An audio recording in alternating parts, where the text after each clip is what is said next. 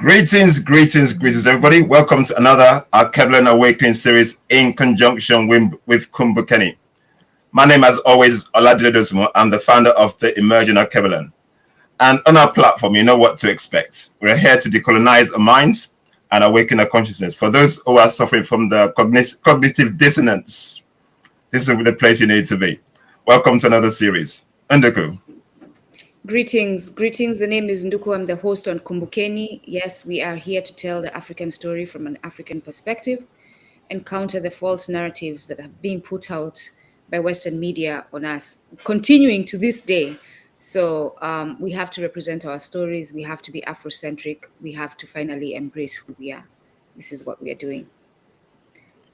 Thank you. And our special guest today, our brother leader Mbandaka. So please, my elder, can you introduce yourself to our global audience, please? Tenda Mwari, thank you so much, my dear brother, my dear sister. My name is Brother Leader Mbandaka. I am the spiritual leader of the Alkebu-Lan Revivalist Movement. We are a liberation movement based upon an African-centered spiritual cultural philosophy called Alkebu-Lan Liberty, which means living according to the divine teachings and traditions of our mother culture. We adhere also to the nationalist pan-Africanist ideology and philosophy of the most eminent prophet and king, His Excellency Marcus Mosiah Garvey, and his spirit and mission child, the eminent prophet and king, Papa Omowale Malcolm X. It's great to be here. Africa, to the God of Africa, the creator, the supreme being, be the glory. Tendai Mwari. Okay, guys, the topic today is the importance, the significance of libation. Libation is part of African spirituality. For some reason, because we've been religiously colonized, religiously miseducated, we tend to forget that libation is essential as part of our liberation, is part of our spirituality. So, my elder, please, let's go into the topic. What's the importance of libation, please? Let me just reinforce my greeting to the powerful listeners and viewers of this program this afternoon in the most precious, powerful, and bountiful name of our motherland, Alkebulan, Mama Africa, and the sacred spirits of our most gracious ancestors, and in a prayer for oneness, hope, and prosperity for all African people on the face of Mother Earth. Africa, to the God of Africa be the glory. We say, Kudzai Mudzimu Mukuru, give praises unto our great ancestors.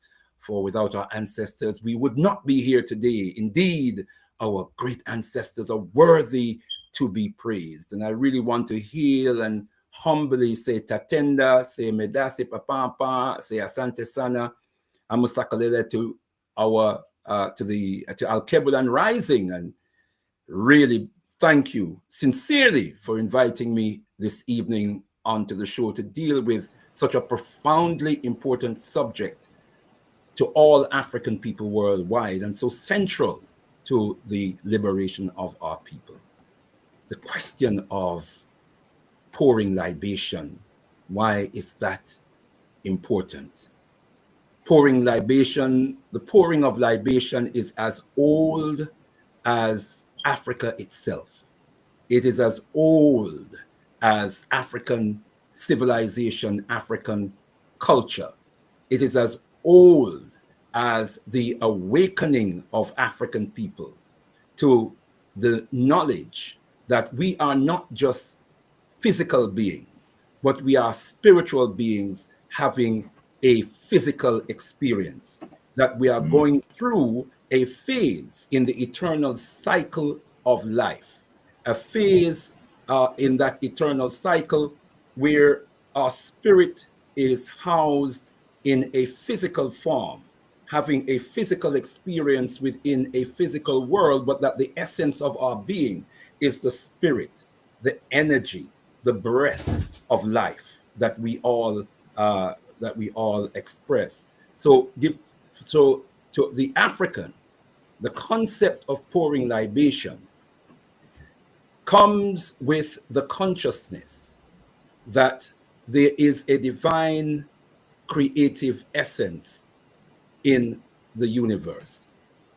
That divine creative essence, known by the many names according to the many tongues across the length and breadth of the African continent, known as Olodumare in the Yoruba tradition, known as Chukwu in the Igbo tradition, known as Nananyame in the Akan tradition, in various Central African traditions, the Bakongo tradition, we say Nzambi.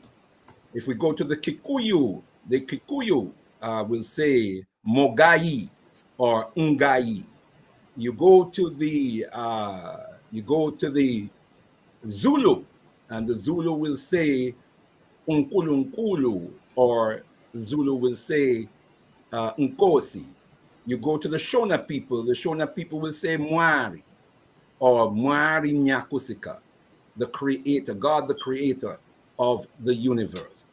There are so many names across the length and breadth of the African continent for the creator. In fact, there's a great African theologian by the name of John Mbiti, wrote a book called, I think it's called The African Philosophy of Religion, where he says Africans are notoriously religious.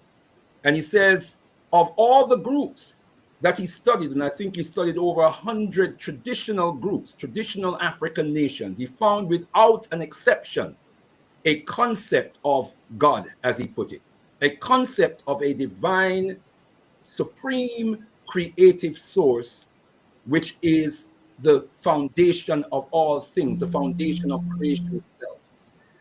Without exception, he found that we had a concept of the spirit. Africans have long since known that there is a divine essence in the creation of being, a divine source of all things. Nobody taught Africans this. Africans came into that consciousness because we came into the realization that everything was created. Everything that was created by a being, a force, an entity greater than itself, imbued with the essence of its creator. Africans understood that concept since time immemorial, and we had our ways of expressing that awareness, that consciousness, and we had our own traditional ways of connecting with and staying connected with that divine creative source. The key way for the African to connect with that divine creative source is through the lineage of our ancestors. How so? Or why so?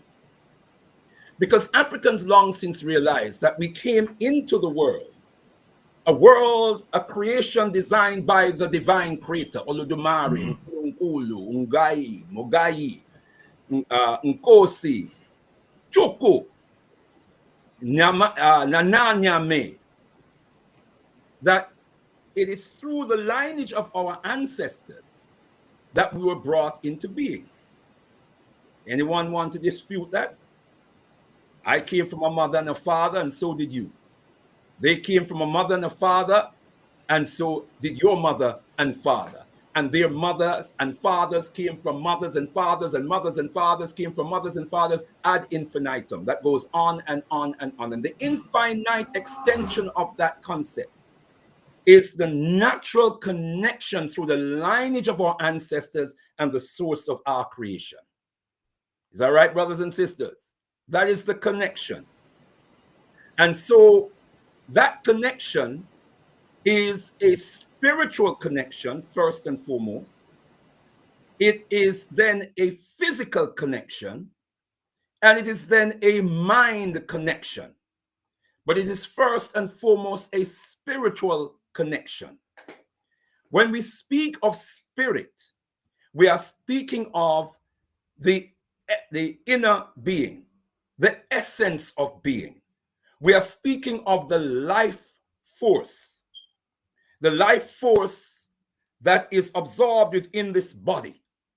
And as long as this body has the capacity to absorb that life force, to reflect the energy of that life force, to accommodate that life force, then we are alive in the physical sense. When the body becomes too old, or the body becomes too weak, too ill to maintain that energy, that spirit force, then that energy, that spirit force leaves the body and occupies its spiritual realm. It is like the light, the energy in the light bulb. You can't see it, you can't touch it, but that energy is there. We know it's there because if we put a competent bulb in that socket, it will reflect that energy. When that bulb becomes, when that bulb dies, or when it becomes no longer useful, it can't reflect the energy, that energy. And so you throw away the bulb. But what happens to the energy? That energy continues. That energy continues to exist. Like energy, spirit, which is energy, cannot be created and cannot be destroyed. It is, it ever was, and it ever shall be. So Africans in that consciousness, we know that when we pass away, in the physical sense, the spirit continues to live. Where does that spirit come from? It is the breath of life. It comes from the source of life. The source of life that breathes that breath of life, the Ashe in Yoruba tradition. The Ashe is a life force. And that life force comes from the life source. And bear with me for a moment, because I'm going to get biblical just for a short while. You're excused. Thank you so much. And I'm only getting biblical for a short moment, because I know that some of us are into Bible. Some of us listening to this program this evening are probably still following the Christian religion, and we welcome you. We welcome you, brothers and sisters. Whether you're Christian, Muslim, Buddhist, Hindu, whatever religion you associate yourself with, we welcome you this evening. In fact, we are hoping that maybe even the majority of us who are listening this evening are following some kind of non-African religion. I say that because I know it's a reality at the present juncture. And I say that because we are about returning our people to the way. And so we welcome you. We welcome you this evening. And if we go to the book of Genesis in the Bible, Genesis 2, chapter 7. I was raised in the church, beloved brothers and sisters. Please bear with me for just a moment. And I was heading for the ministry. Let me declare. Let me declare. Oh, wow. By the way, if you hear me say Tendai Mwari from time to time, Tendai Mwari means be thankful unto God. In the Shona language of Zimbabwe, in the Alkebu-Lan Revivalist Movement, we have adopted Shona as our first spiritual language. Now, all African languages are our languages and are our spiritual language. But in our infancy, in reclaiming our Africanness, we have chosen Shona as our first spiritual language so that we can start learning an African language in the spiritual sense. And so in that language, Tendai Mwari means be thankful unto God. And in the Alkebu-Lan Revivalist Movement, we open speech, we close speech, and we punctuate the power of the word with the words Tendai Mwari. So from time to time, you will hear me saying Tendai Mwari, Tendai Mwari. It's a way of reclaiming. It's symbolic also of reclaiming our tongue. We teach ourselves that even if we don't speak an African language fluently and as a first language, we train ourselves so that when we open our mouths to speak, the first words that come out of our mouths is an African word. And it's not any old African word. It's an African word that hails, that goes right to the source of creation, the source of being, and we hail and we honor, we give thanks, we acknowledge the presence of the divine creator through whom and by whose permission we speak, and we therefore speak without fear or favor. All of that is evoked every time you hear us say Tendai Mwari. When we pick up the phone, the first thing that comes out of our mouths is Tendai Mwari, an African word. Yeah? And so sometimes when people on the other end are not expecting that, expecting hello, hello. But we say Tendai Mwari, and wrong number. No. It's me. It's me. and you create a teachable moment. Well, what did you say? I said tendai mwari. You want to know what it means? Or sometimes they even ask you what it means. And so you create a teachable moment. Yeah? So, to get back on track, Genesis 2 verse 7 says that God, the Lord God, created man in his own image and blew into him the breath of life, and man became a living soul. The Lord God created man out of his image, or out of the dust of the earth, and blew into him the breath of life. And then man became a living soul. Well, let's take the metaphor of the dust of the earth for a moment. That's not our main subject, but we're going to make use of that. The dust of the earth. What color is the earth? The dust of the earth. Black earth. Black earth. You show me earth that is not black, that's not dark. You might get little shades. You may even get reddish color earth, but you ain't going to get white earth. The overwhelming majority of earth that we see is going to be jet black earth. So think about it for a moment. The Lord God created man out of and woman, let me add. It doesn't say and woman in the Bible, but let's add woman. Created man and woman out of the dust of the earth in the image of God. Because in Genesis 5, it says that in the image of God created he him, male and female created he them, and he blessed them, male and female. And he created them in his own image. So, what is the image of the Creator? If he's creating man in his own image out of black earth, what does that tell us? And then he blew into him the breath of life. See, even in the Bible, it's hidden. It's hidden in the Bible that we are the source of all creation.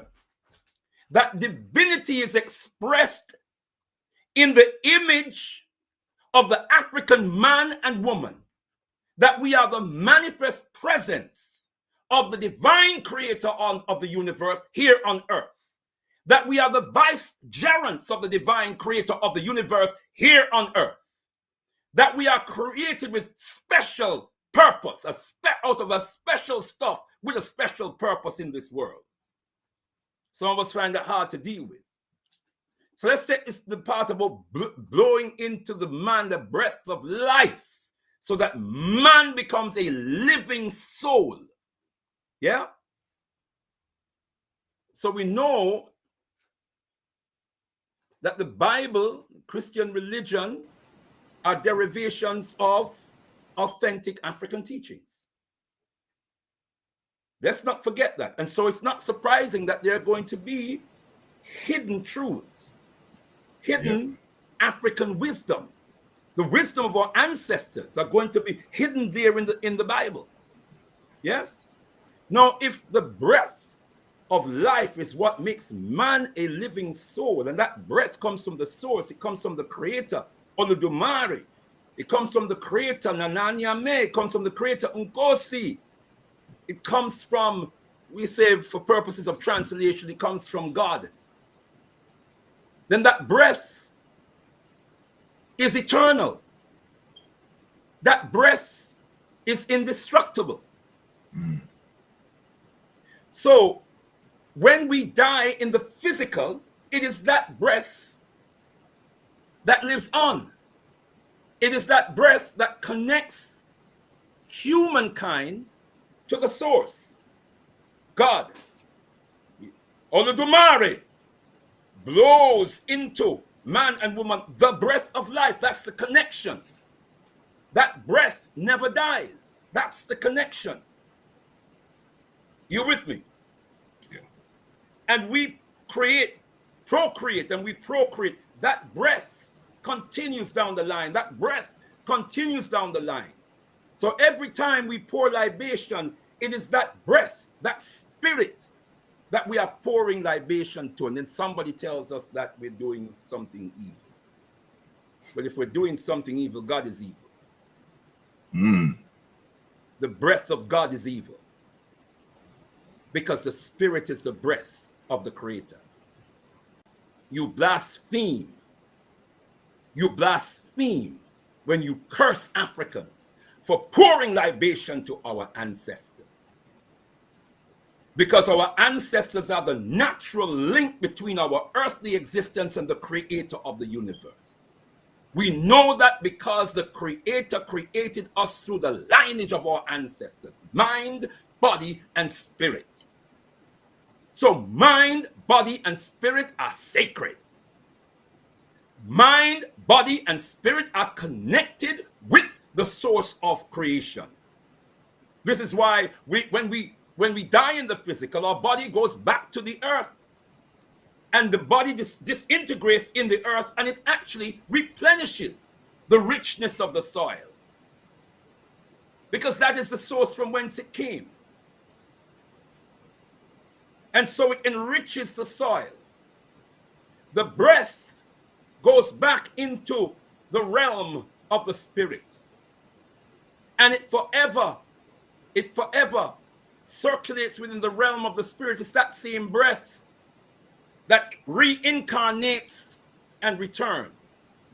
So when we pour libation, we are invocating the spirit of our ancestors, they through whom we came into being, and they through whom we remain connected with the divine Creator of the universe. And as we pour libation to our ancestors and invoke the spirit of our ancestors, we evoke their knowledge, their wisdom, their teachings. For in evoking our ancestors, we remember. This is a process of remembrance. And so when we remember our ancestors, we don't just remember them in their physical presence, their physical appearance. We remember them in terms of what they taught us, the legacy that they've left us. When we remember our ancestors, we are carrying forward their essence. Therefore, the language we speak is also very important. This is why we learn to pour libation in our mother tongue. We say Alkebu-Lan Revivalist, great ancestors of Mama Africa, great spirits of Mama Africa, come, come, come. We learn to utter that in our mother tongue, because that tongue is that same breath that we are talking about. That same breath that manifests through the tongue of the African in a particular way, because we were created in a particular way for a particular purpose. We are the source of human creation. I say that again. We are the source of human creation, beloved brothers and sisters. And so in African tradition, everything we do, we start with the pouring of libation. When we pour libation, we open up the channels of communication. We open up the pathway to the divine Creator of the universe.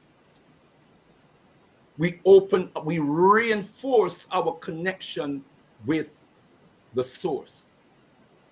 When we pour libation, we are strengthening our roots. We pour libation, and especially when we gather as a communal family, we pour libation to our national ancestors, those ancestors that we know have served us as national martyrs or icons or whatever. But we also pour libation to our own personal lineage, and we do that when we are together. When we do that together, then we are reinforcing the bond between us as a family. We are strengthening our roots, and we are strengthening our unity. as one people, as one family, one communal family. It's a powerful thing, beloved brothers and sisters. It's a powerful thing. So we say in our African wisdom and in our African consciousness, and I just want to read from the Hosea, sacred text of ancient African wisdom here. Okay. And we give thanks to Baba Maulana Krenga for doing this translation. And I haven't got my glasses with me. I'm at that stage of life, beloved brothers. You see, I got mine on. I need reading glasses. It's amazing. I'm still getting used to it now. Even though it's been a couple of years that I've yielded to the fact that I do need it. But in the books of wise instruction, there's a special book called the Book of Ani on page 53. And it reads, pour libation for your fathers and mothers who rest in the valley of the dead. God will witness your action and accept it. Do not forget to do this, even when you are away from home. For as you do for your parents, your children will do for you also. Wow. As you do for your parents, your children will do for you also. So if we raise our children, witnessing us, pouring libation to our ancestors, then our children will know that when we pass on, they must pour libation to us. Our ancestors teach us that by pouring libation to the ancestors, we keep the spirit alive. Not only do we keep the spirit alive, we keep the spirit, we energize the spirit, we empower. Every time we pour libation, we add strength and vigor. We invigorate that spirit. We enable that spirit to work for us if we pour libation. What then happens if we don't pour libation? Then the opposite will happen. We become weaker and weaker and weaker in spirit. A weak spirit creates a weak mind. A weak mind creates a weak body. When we pour libation, as I said earlier on, it unites us. It strengthens our unity. We know unity is strength. United we stand, divided we fall. So when we don't pour libation, what then happens? We become more and more divided. We become weaker and weaker, and eventually, inevitably, we will fall. So pouring libation is absolutely crucial, and it's absolutely vital. And let me say, beloved brothers and sisters, we have gone away from the traditions of our ancestors, not by choice. We didn't come to the position whereby we decide that we're going to disrespect our ancestors, we're going to forget our ancestors. No. It was through the vicious, evil, barbaric cruelty of the invaders, the conquerors, the enslavers and colonizers of our people, whether from the East or from the West, the Arab world or from the European world. It is they, beloved brothers and sisters, who invaded us, and in the words of the great warrior scholar, our great and eminent grand master teacher, Baba John Henry Clark, told us that the invader invade us, destroy our institutions, and then the ultimate achievement, they laugh at our gods. And he says, and when you laugh, and then they invade us, they destroy our institutions, and they laugh at our gods. And then he said, the ultimate achievement. The invader makes you laugh at your God. And when you laugh at your God, he says, you need no chains to hold you. You need no prison walls to contain you. Wow. That means that you're completely and utterly incarcerated. You are a prisoner for the rest of your existence. When you laugh at your God, when you ignore your God, your concept of divinity. See, when we reclaim our African spiritual cultural traditions, when we reclaim our African spiritual cultural traditions, it means that our uchat, our inner eye, sometimes they call it the third eye, but we understand that's the first eye. Biologically, it's known as a pineal gland. Our uchat is open. Our uchat is open to the reality, open to the vision that we can see ourselves in the divine and see the divine in ourselves. We realize, therefore, that we are divine beings. We were created from the source of divinity, therefore we are divine beings. When we go away from our spiritual culture, our authentic African spiritual cultural traditions, into alien cultural and spiritual traditions called religions, then, beloved brothers and sisters, we no longer see divinity in ourselves. We no longer see ourselves in divinity. Let me evoke the wisdom of another great African warrior scholar, Baba Yusuf Ben Yochanan, who teaches us that religion is the deification of a people's culture. That's what he says. Religion is the deification of a people's culture.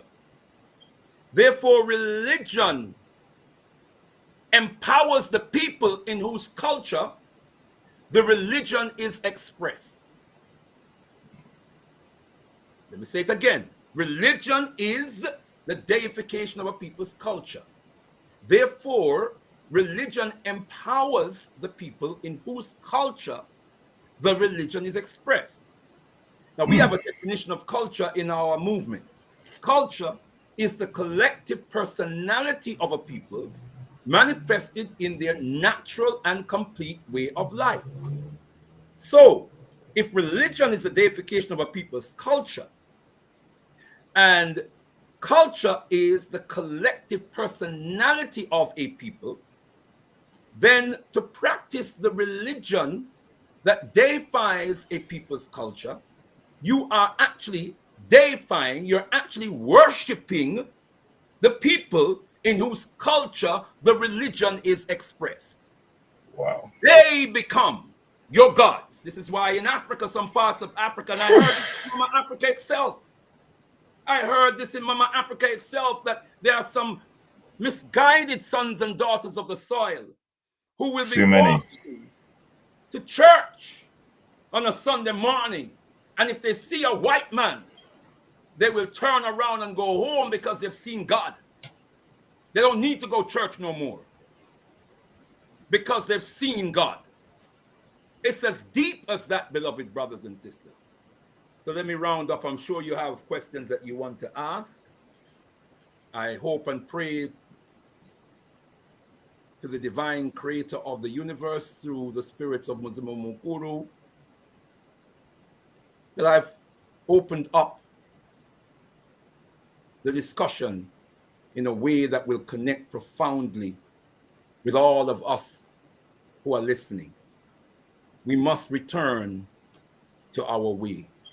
We must return to the traditions of our ancestors. It is an existential prerequisite.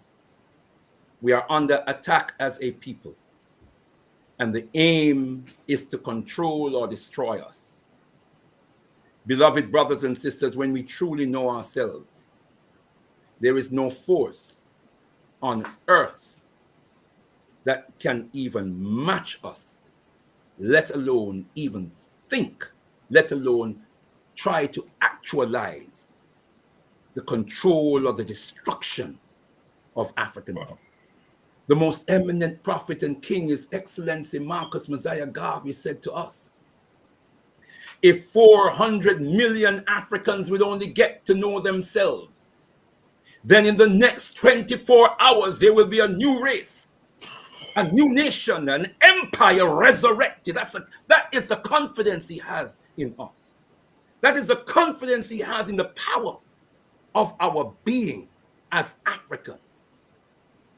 Someone once said, there in Africa lies a sleeping giant. When that giant awakes, the world will tremble. What is it that the world sees in the African that we are not seeing? Papa Garvey says,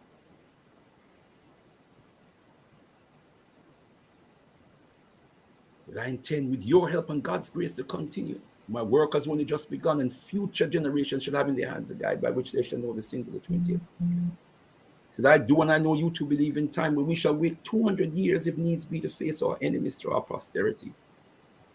We shall wait 200 years, that's the spirit, to face our enemies through our posterity. How is he going to face his enemies if we don't pour libation, if we don't stay connected? He says, when I am dead, wrap the mantle of the red, the black, and the green around me, for in the new life I shall rise up with God's grace and blessings to meet the millions at the height of the triumph with the colors that you well know. He said, I shall come back. With God's grace, I shall come back with countless millions of black men and women, those who have died in America, those who have died in the West Indies, and those who have died in Africa to aid you in the fight for liberty, freedom, and life. Papa Garvey understood the power of the Spirit. Papa Garvey understood, even without using the word, he understood he was connected with the Spirit. That was a form of libation, evoking the millions who have died, who have been martyred in the cause of our liberation. He knows that they were living spirits. And if we harness that force, that force would prove to be insurmountable. That one man named Marcus Mosiah Garvey was so feared by the oppressors and the enemies of our people. One man. They feared him because they feared his connection with Africans throughout the world, that he could evoke something that they could not control. Once we are united as one people, as one spirit. There's a saying, we are many, but many is not enough until we are one. And that oneness will only come about through that spiritual unity. And that spiritual unity will only be crafted through the pouring of libation, reconnecting with the spirits of our ancestors, being guided by their teachings, being guided by their wisdom, being guided by their legacy. What a wonderful legacy, what a glorious legacy they have left us. So, beloved brothers and sisters, in the words of the most eminent prophet and king, His Excellency Marcus Mosiah Garvey, unite, organize now or perish. Pour libation to your ancestors so we can rise like the mighty spirits we are, the mighty African people we are, and accomplish whatever we will. Rumbidso kunamwari Africa, to the God of Africa, the supreme creator of Africa, be the glory. Tendai mwari. Yeah, thank you very much, my elder, my brother. Thank you very much. That's powerful. I'm going to start the questioning basically from what the last statements you put, that Nduku just put up here. What is it that the rest of the world sees in Africa that we don't see in ourselves? What is it? I'm going to start with that, because that is powerful. An awesome, insurmountable spirit force. They see in us the root of all things, the source of human creation. They see in us the custodians of the conscience of humanity. They see in us the vicegerents of the creator of the universe. They see in us the image, the personification of the creative being. They see in us that which the world cannot do without. They see in us, I believe I've said already, the answer to all things. They know that we are the first people. They know, they see in us the authentic source of their own culture. Everything they call culture and civilization, they see and know it comes from Africa and Africans as the source. Africa is the root of humanity and the cradle of civilization. Every other people either have a consciousness of that or a sense, a deep inner sense of that. And that is why the African has to be maintained in a state of oppression. The African must not wake up to the knowledge and the reality of whom he and she is. Because then we will move to assume our rightful place in this world, in this universe. And everybody else knows they have to get out the way and assume a subordinate role. They're not prepared to do that as long as they've got their feet or their knees on our necks. So we need to stand up. We need to stand up and begin to live out the true meaning of our being as Africans. You know, Africa, like, make it a point of my duty to say this almost every time I speak to our people. If it comes to my mind, I want to let our people, remind our people that there is a fundamental geopolitical principle that whoever controls Africa rules the world. Whoever controls Africa rules the world. To control Africa, you must control Africans. So therefore, Africans must be maintained in a state of perpetual oppression, exploitation, and degradation by those who actually rule the world or wish to rule the world. And so when Britain ruled the world, Britain controlled Africa. And when we say control Africa, to control Africa, you control Africans.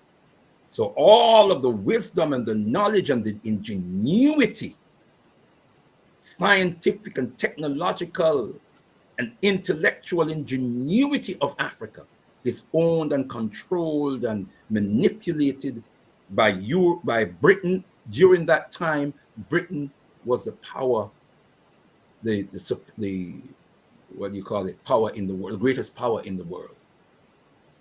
America now controls the world, rules the world, because America is controlling Africa and Africans.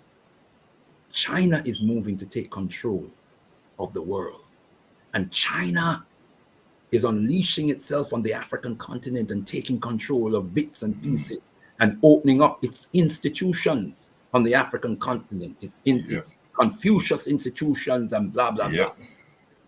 Yeah, because China has a vision to become the #1 superpower in the world. Today is the 21st day of this 9th month. We call this month Osagyefo, because this is a month of the birth of the Osagyefo Kwame Nkrumah. In fact, this is the day of the anniversary of his birth, the 21st day of the 9th month. And so we call it not September, we call the month Osagyefo. Last month was Mosiah, because that month was the month of the birth of Marcus Mosiah Garvey, 17th day of the 8th month. This 21st day of the 9th month or Sajifo, not September, or Sajifo. Or Sajifo means redeemer, he who comes to redeem. This, and I'm saying that to say that the Osajifo sought to launch a revolution on the African continent that would transform Africa into becoming the #1 superpower in the world within a generation. And we squandered it. And we must remember that on this day of his birth. Tendai Moari. Unduku, before you go, I'm just gonna back up on what you just said there. So how do we Africans get back to manifesting what you just said? How do we see ourselves as what you described? Because basically this is one of the challenges facing the mindset and the consciousness of Africans globally. How do we get back to understand exactly what you've explained to us? How do we see this in ourselves? Because we're not getting it. Tendai Moari. Mercifully, some of us are getting it. That's why we're here this evening. Yeah, thankfully. So the work that you're doing, I know you've had my beloved son. Oh yeah, it was awesome. Shakara on your show. I want to say Tatenda, thank you for that. He is a tremendous spirit force himself. We can see that Muzima Mokuru, the great ancestors, are using him in a special way. And I want to thank you for recognizing that and using your media to help to connect him with a wider listenership and viewership of our people. It is this work that we are doing, beloved brother and sister, that is going to be crucial. And we need to take that work on various other levels. We have to, first of all, realize that we didn't come, we haven't been made this way, or bringing Africans to where we are now didn't happen just overnight. It wasn't an event. It was a process, and a very long and arduous process over centuries, some say millennia, to have brought us to where we are today. It's going to take time to get us back to where we need to be. But as our ancestors have taught us in their wisdom, to count sand, you start from where you stand. To count sand, you start from where you stand. So imagine you have the task of counting a mountain of sand, millions of grains of sand. Our ancestors said, don't start with concerning yourself with the massive manifestation of the task, or the grain or grains at the pinnacle of the mountain. Start at your feet. Start at your feet and start with the first grain. 1, 2, 3, 4, and just count. Someone will come along and say, what are you doing? Say, I'm trying to liberate my people. And I have to count every grain of sand in order for us to be liberated. That person is going to join you if you speak to them from the spirit, from the soul. So now it's 2 counting. So every time you say 1, that's actually 2. It's 2, 4, 6, 8, even though we're counting singularly. And then when we get to 10 of us, each time we pick up a grain, that's 10 grains. And when we get to 100, each time we pick up a grain, that's 100 grains. And then when it's 1,000 of us, each time we pick up a grain, that's 1,000 grains. And there's 1,000,000 of us, each time we pick up a grain, it's 1,000,000 grains. We're making some progress now. Yes, we're on another level now. We've got some momentum going. We've got to start somewhere. And we must never decry humble beginnings. Never undermine the power of humble beginnings. Look at what Papa Garvey did. Look at what he accomplished. It could be up to 11 million, 13 million followers. And he's signed up to his organization around the world, over 1,000 branches in over 40 countries in all of the continents of the world. But yet he started with humble, very humble beginnings. Yeah. what you're doing, the work that you're doing, my dear brother, my dear sister, the work that Alkebulan Rising is doing is powerful beyond measure. Keep doing the work. Get stronger and better at what you do. And we will surprise ourselves. We will surprise the world. Your strength, the strength of your conviction is what matters. Yes. The strength of your conviction. Do we really have the conviction? Is it deep? How deep is our conviction? How determined are we? Can we be conquered? Can we be turned around? Can we be dismayed? Are there forces in the world that can possibly cause us to despair? And if we can truly, each and every one of us say, no, no, no, no, no. We only grow from here. We get stronger and better. Because I've been on Liberation Road for a very long time, over 40 years, 43 years to be exact. I've been on Liberation Road for a long time. And I know many, many people I've seen pass this way, and you don't see them anymore. But I just give thanks for the ones that you do see. I say, let's continue to work, let's continue to build. Yes. Giving thanks and praises to emerging Alkebulan. Emerging Alkebulan. Wonderful work that you're doing. Tendai Mari. That's your starting point. That's your son. That's your counting. 1, 2, 3. That's your counting. And then Kimbunga Media is doing its counting. And then Sister Shanice in her program, she's doing her counting. And there's Galaxy Radio. Kumbukeni as well. Sorry? Kumbukeni as well, my sister. Kumbukeni doing her counting. Yeah? And we just continue counting grains. Continue counting grains. We will get there. Tendai Mari. Tendai Mari. In Kiubuntu, otherwise known as Swahili, that is what we call msemo.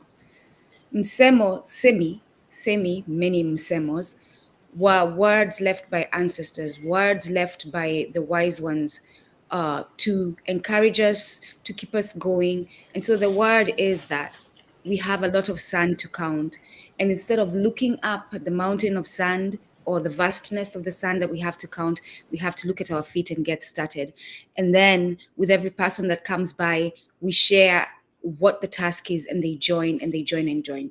If you, as an African, embrace this msemo, right, you will shed the competitive nature of Western culture. If I invite them, I might lose Western culture way of thinking, because you understand if we are many, the task is going to be lighter and it will be achievable. So that's why I'm not threatened by an imagined Alkebulan showing up and starting a channel, by Kimbunga showing up and starting a channel, by many other African channels coming up. I'm not threatened by it because I know we need them so that we can do this task. I see it as power. I don't see it as competition. I'm going to lose and all that. So if nothing else from today's episode, hold on to that msemo, because it's going to take away the self-centeredness of how you're moving, because you will understand that everything you're doing, you need the help of your brothers, and you need more brothers and sisters to join so that we can get it done. So I appreciate you very much, our elder, for dropping that msemo for us. Before you go further, go on. Yes. Can you spell? I think I get a sense of the phonetics, but can you spell msemo for me? And thanks for that gem of knowledge. Can you share that for us, please? The spelling of msemo. So msemo is right there. That's one, and semi are many. So kusema is to say, to speak, right? Wow. And so these were words that were spoken by the wise ones in the community. Yeah. And there are several semis. You can buy books of Kiubuntu semis that are very, very helpful and very, very wise. Yeah. Beautiful. And maybe one day we'll do a broadcast where we just read semis and explain what they are. We should do that. Absolutely awesome. Make sure you invite me to that one, my dear. Yeah. You know what? Actually, since I want to build my Patreon, that is the space where we'll do that. How about that? That is the space. Good. And yes, Baba, you will be invited. It's going to be a free membership, but that is the space where we're going to do that. So yes, thank you so much. We will share the Misemi. I look forward to that, my dear sister. I feel blessed. I am Thank blessed. you. And then You blessed us, and again, this is another way of seeing our interactions. You blessed us, and through that, I blessed you. So this is Ubuntu. This is Ubuntu in practice. Like, it's not Absolutely. complicated. Yeah. Whoever controls Africa rules the world, right? And let me, as I start either inspiring you to speak on it through my statement or asking a question, right? But I'm going to say something that is very unpopular, but necessary to be said. We have to get rid of religion if we're going to liberate ourselves. The two cannot work together. They cannot. Because you have been explained, it has been explained to you how our African spirituality is what the power they saw in us. And they forced us to abandon it. And therefore, the only way we are going to get that power back is if we embrace our African spirituality. We cannot have embraced our African spirituality while keeping the foreigner's religion. And if keeping the foreigner's religion means that I see them as deity, I see them as divine and not myself, and therefore I'm controlled by them, if you want to control your life, you have to abandon that. So there's no asking, there's no sitting and talking. And I completely understand the grace that's given when we begin, right? And I was happy with your words, Baba, when you said welcome, because you're right, that is our target audience. The mentally colonized is our target audience, right? But I'm counting sand. And as I'm counting sand at my feet, it is revealed that religion is in the way of our liberation. And therefore, I get up and say to my other brothers and sisters who are counting sand, religion has to go.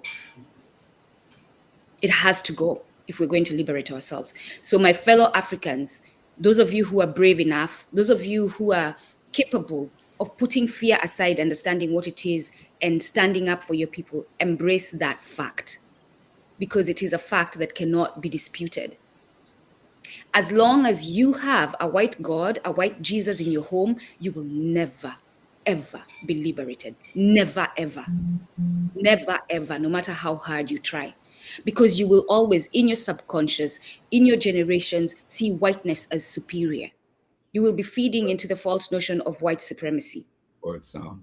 So I'm sorry, brothers and sisters. I know you want the gloves and the soft touch, but that's not my task. The task that has been given to me by the Creator and our ancestors is not a soft touch. And thank goodness that I've been prepared where I don't need your likes and and to be popular, and I'm okay with your dislikes, so that I can tell the truth. I'm okay with being disliked as long as I am on task. And that's what liberation means.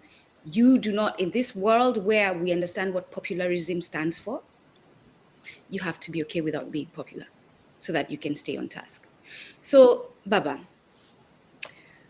where did the labeling of African ancestral practices as evil or witchcraft originate from? And how does it serve colonial and religious agendas? How does it serve our enslavement? It comes from the Ma'afa, otherwise known as the Mangamizi. It comes from that wave of invasion, conquest, enslavement, colonization of Africa and its people. And in order for that task, or in order for that agenda or objective to be attained and maintained, then Africans must lose their sense of themselves, their true nature of being. Africans must become inflicted with something they call the Stockholm syndrome, I think it's called, where you identify, you lose your sense, you as a captive, you lose your sense because of the nature of captivity and the power that the captor has over the captive.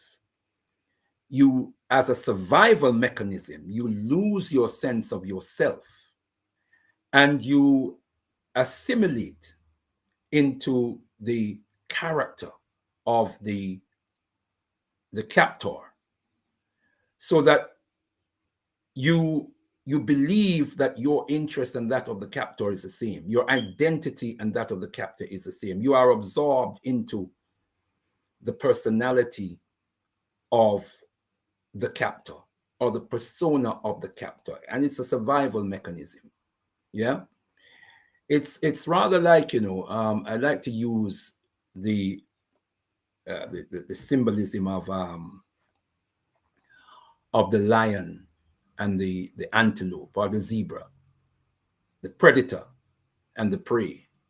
Yeah, if you notice, we say the lion is a perfect integrationist. Yeah, the lion is always chasing the antelope, and the antelope is always running away from the lion. Have you noticed? I've never seen an antelope or a zebra running towards a lion to integrate. But the lion is chasing the antelope because the lion wants to integrate. See if you get my drift. Yeah? The lion... That is deep. When the lion catches up with the antelope, then the integration process starts. When the process is finished, they become one. The antelope is still in the universe, but it no longer needs its own identity. That becomes absorbed within the identity of the lion. And then the lion becomes stronger. That integration strengthens the lion. I said the antelope is still in the universe. It has become one with the lion. So much so that it no longer needs its own identity. The lion takes care of that. It and the lion are one. The lion is stronger for that. And that's our reality as Africans. What you said, my dear sister, is so powerful. When you said we don't need religion, that is not to insult our brothers and sisters who are of these religions. I want to make that absolutely clear. I know that's not your intention. Because when I speak, I am in earnest to emphasize to our people, I'm not seeking to insult you. My mother follows the Christian religion. Most of my family, I was raised in it. I was heading for the Christian ministry. I know how sensitive our people are about religion. I love my mother dearly. She's 92 years of age, and I'm praying that she will live to 100 and more. Yeah. Going to church same way, you know, because I don't think she'll ever stop. But, you know, let's be clear that religion is dogma that is designed for the purpose of control. Yep. Spirituality is connectedness with the divine source for the purpose of human liberation. There's a difference, the big and massive difference. And to come back to the analogy of the lion and the antelope, I hope that we see and realize the danger that we are in as Africans by perpetuating this relationship that we have with the predators from the east and the destroyers from the west.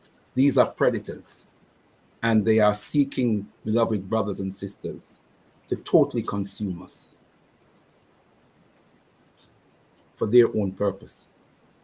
And the more we integrate into their institutions, the more we become Christians or Muslims, the more we integrate into their intellectual institutions, the more we integrate into the various institutions, yeah, the more we lose ourselves, the more we lose our identity, the more we become insignificant in the world, and the more they become powerful. They are taking our strength. It is our power. It is our it is our willingness to be absorbed by them, to be devoured by them, that is giving them the strength and the power. I hope we understand the analogy of the lion and the antelope. We are giving them our power. And the more we give them our power, that means the more of our being, the more of our nature we allow them to consume, to devour, the more powerful they become and the more insignificant we become, the more invisible we become, the more irrelevant we become. When we allow them to allow us to act as if our culture does not matter, our spirituality doesn't matter, our identity doesn't matter, the blackness of our skin, the woolen texture of our hair that we want to straighten out, straighten and burn out, and the bleaching of our skins. That's the lion and the antelope analogy manifesting itself in us becoming less and less significant, in us being devoured by the beast, in them becoming stronger and us becoming weaker and more irrelevant. We must reclaim our culture. We must reclaim our gods. We must reclaim the spirits of our ancestors and empower the spirits of our ancestors so that those spirits can empower us. Tendai Mwari. Quickly, Oladele, before you ask your next question, again, I like to see it so that we don't just take these statements for granted. That analogy with the lion and the antelope. And I love animal analogies because you cannot assign emotion to animals.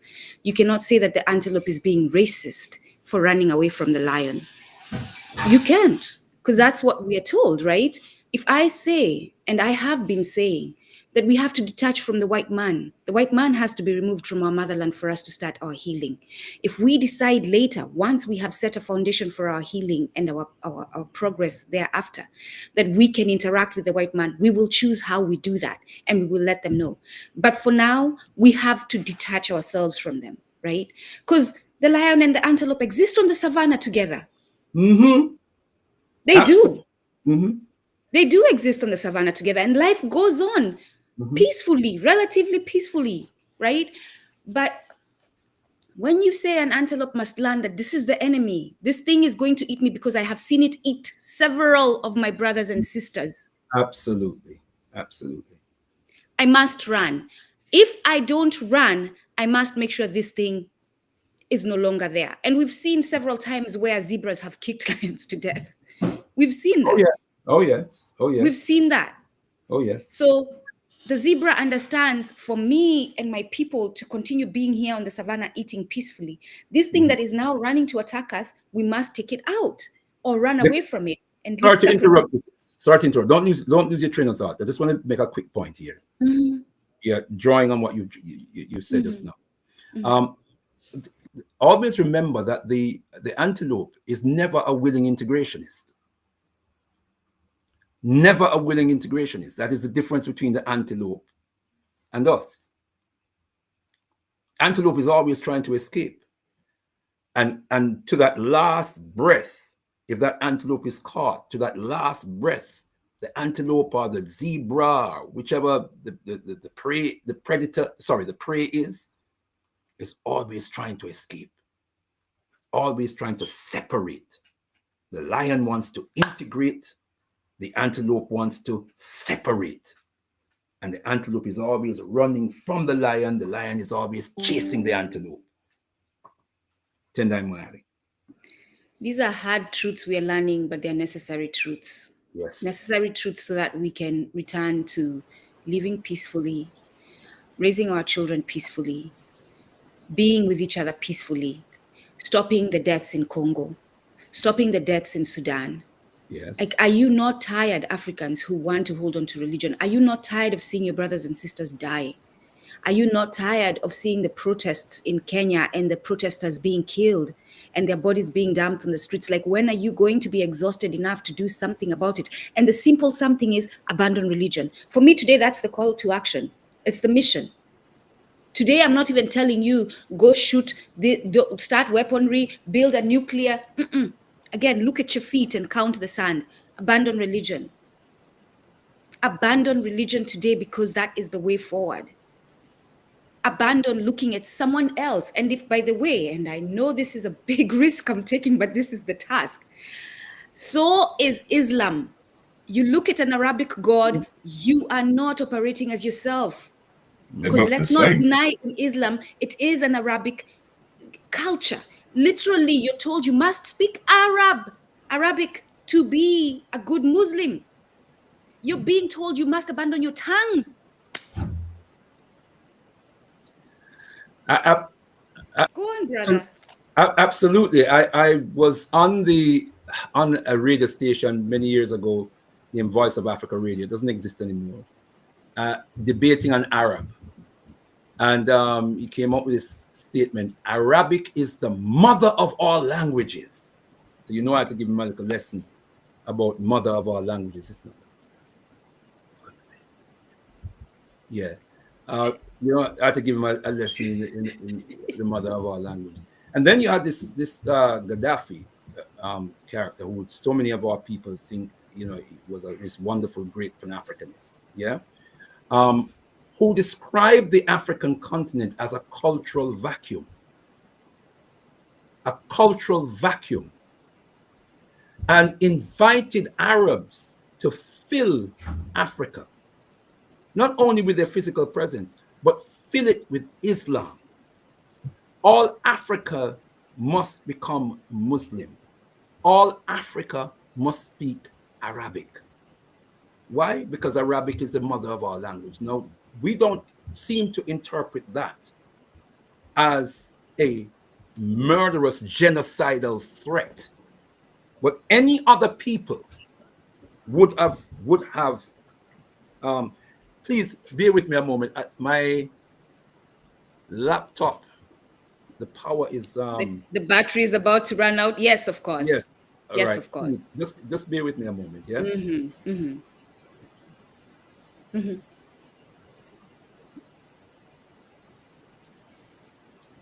Okay, so while we're waiting for our elders to come back, and look, you know what, you know what I think about this.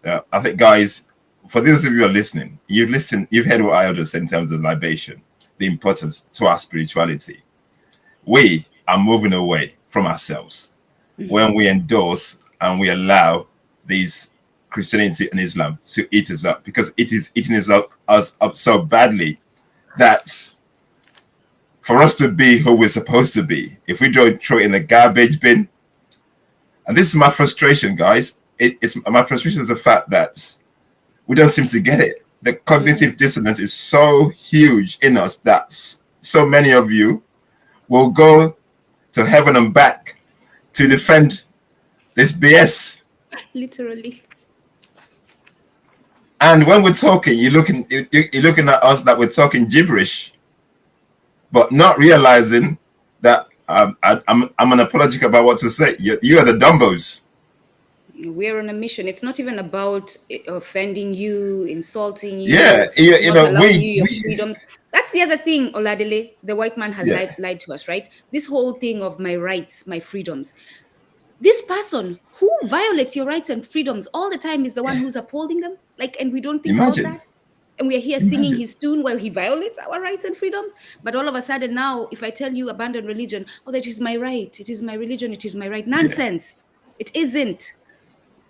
And because we are a people of Ubuntu, I understand your foolishness in embracing religion is costing me my liberation. I have to tell you, abandon it. Brother, go on. Thank you so much. Yeah, I do apologize. No, it's you allowed us a couple of minutes to express ourselves, so thank you. Yes, you might need to get me back on track. I'm not quite sure what is that. Oh goodness. We were talking about, was it mainly on the analogy of the antelope, and you were talking about the antelope is always not trying to integrate. Oladele, am I right? That's where we were. Yeah. No, Arabic, Islam and Arabic. Yeah. Yes. Okay, that's it. Yeah. Arabic being the mother of languages. Yes. All languages. Yeah. That's the one. Yes. So, and yes, I was sharing with our beloved listeners, our viewers, the comments of Colonel Gaddafi, whom many of us think is some great Pan-Africanist. And he wasn't. He was an Arab expansionist. And his vision was a vision of Arab expansionism, using the African continent as a power base to fuel his Arab expansionist vision. That's what he wanted. He wanted to transform the African continent, knowing that that is a source of power. Yeah, he wanted to make that his power base, and from there, he wanted to launch a global Arabic, power,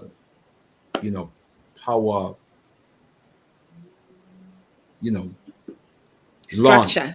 Yeah, and that was a vision. He wanted the world. He wanted the entire world to be Arabic, not just Islamic, but Arabic. Yeah, and so, as I said, Africa. You remember I said earlier on, whoever controls Africa rules the world.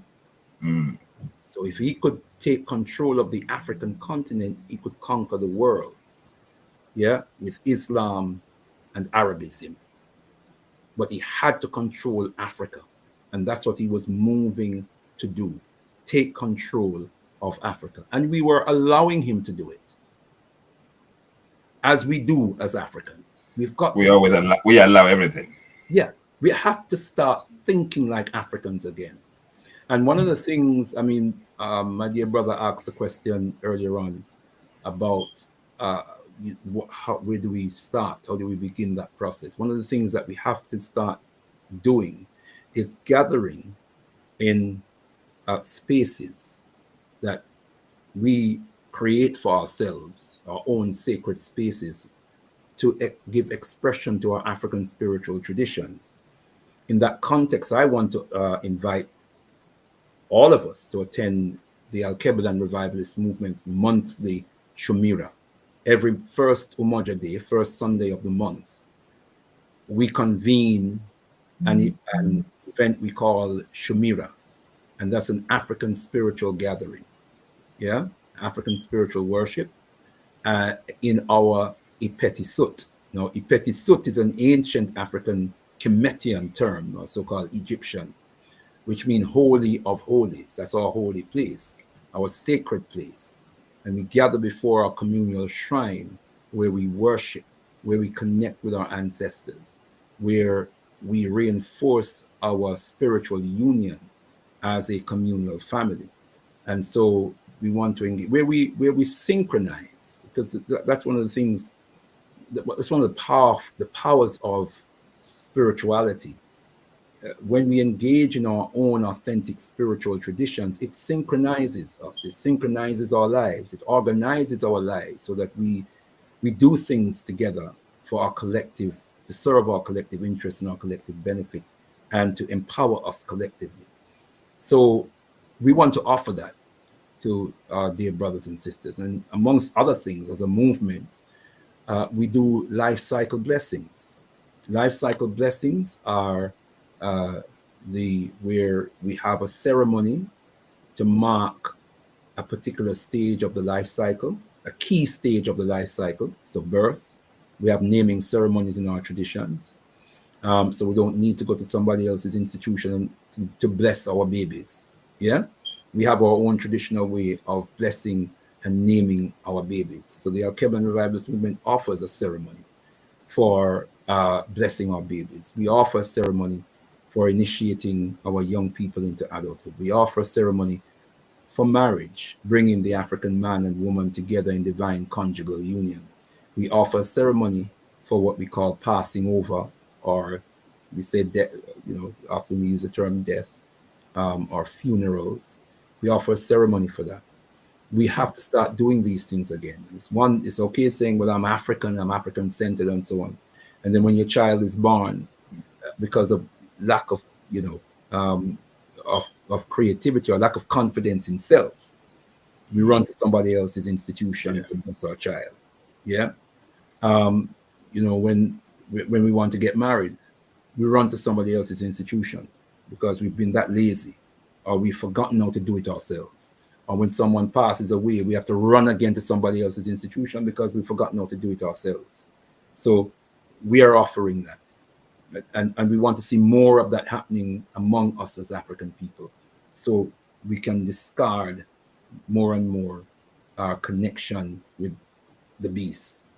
Tendai Mwari. Yeah, Tanawari, that's absolutely brilliant. You just said that because I've just had my third grandchild, and we had to do a naming ceremony for him. Wonderful. And I struggled with that. I struggled, even though we did ourselves, but I struggled with that. It was kind of mixed up. But yeah, it's something we need alternatives, and I agree with that. I think we need to push that out there so people can know that there are alternatives to going back to where we don't want to be. Because, like you said, people are forced back when they don't see where to go. So we need to have an outreach and for people who can look for that. And that's a very good example. Sorry to interrupt you, my dear brother, but I don't want to miss the opportunity to say to you, first of all, Mokorokoto, mo. Congratulations. Yeah, you did it.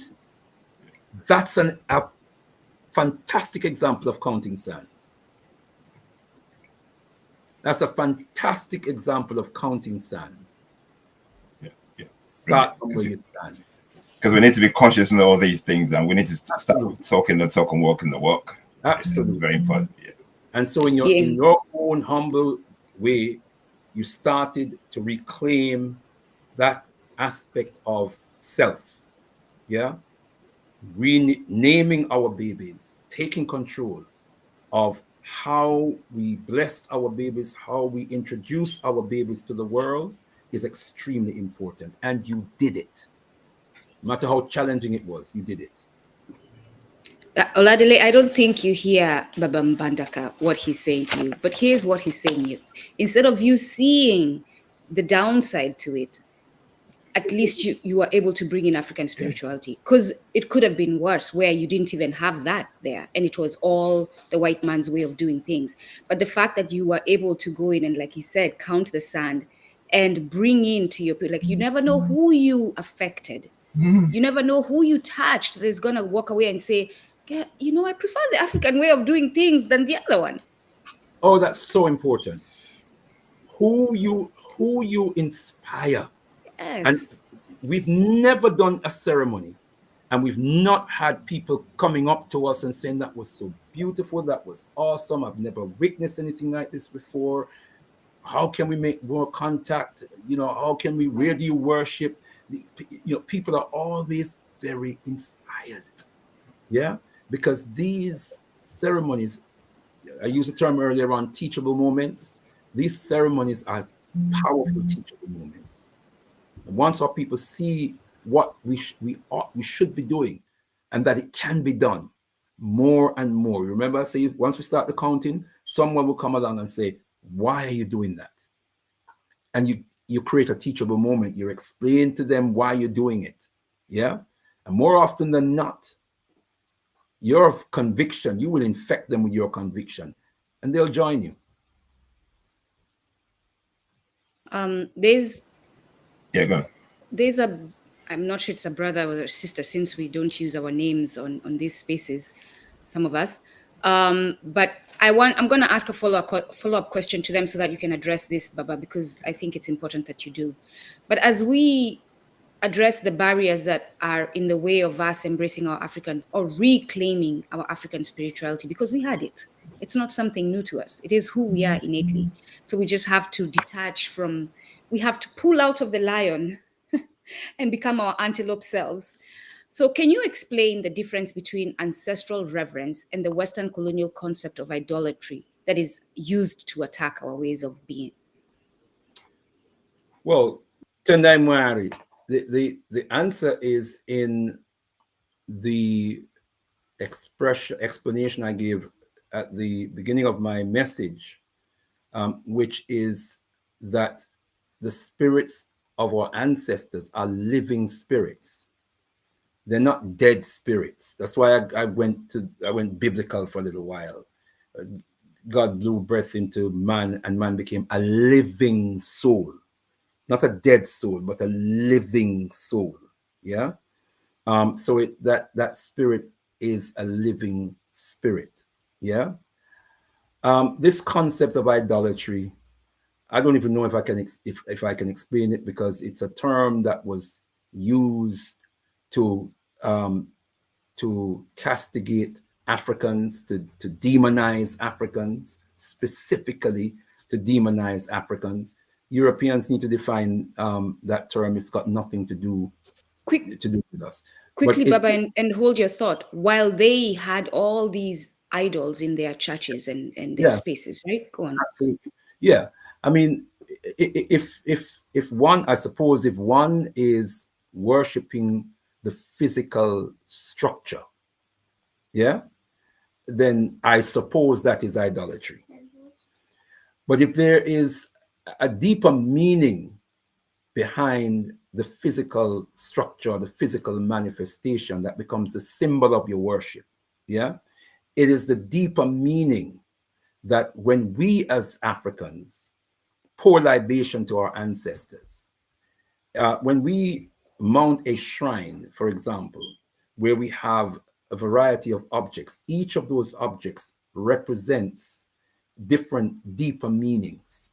Yeah, it is not the physical object itself that we are worshiping, but it's what it symbolizes. It's the substance behind the symbol that as Africans we are worshiping, or we are evoking. Yeah, so it's not the object itself. So again, the Europeans, if they are into worshiping objects, the cross, for example, that's their thing, right? Let them have it.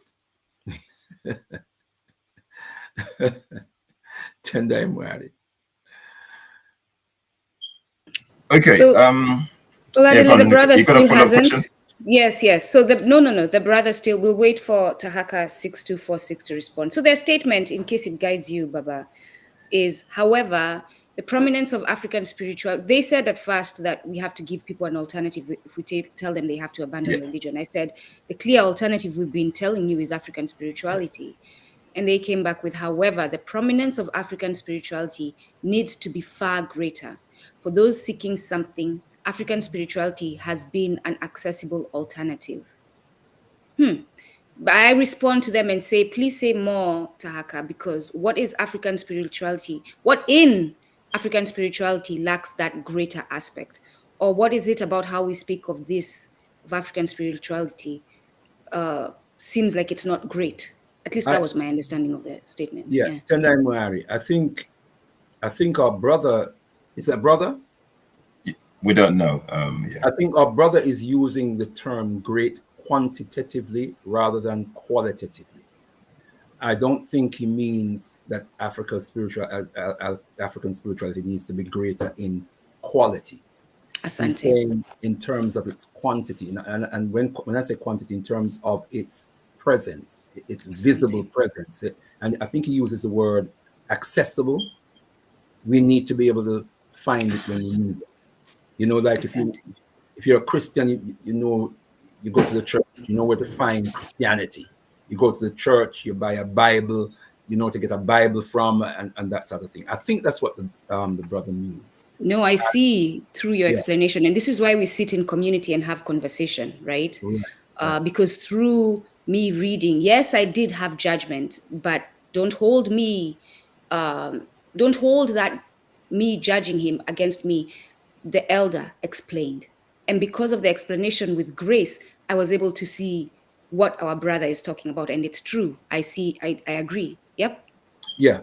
I think our brother does have a point. And I think that's a challenge that he's throwing out to us, that we have to institutionalize African spirituality and make African spirituality accessible and available to our people so they can find it when they need it. And in a sense, when I said to you that every time we do a ceremony, a life cycle blessing, as we call it, people are coming up to us. And one of the things that people often ask is, where do you worship? That means, where can I find you? Yeah. Where can I find you? Right?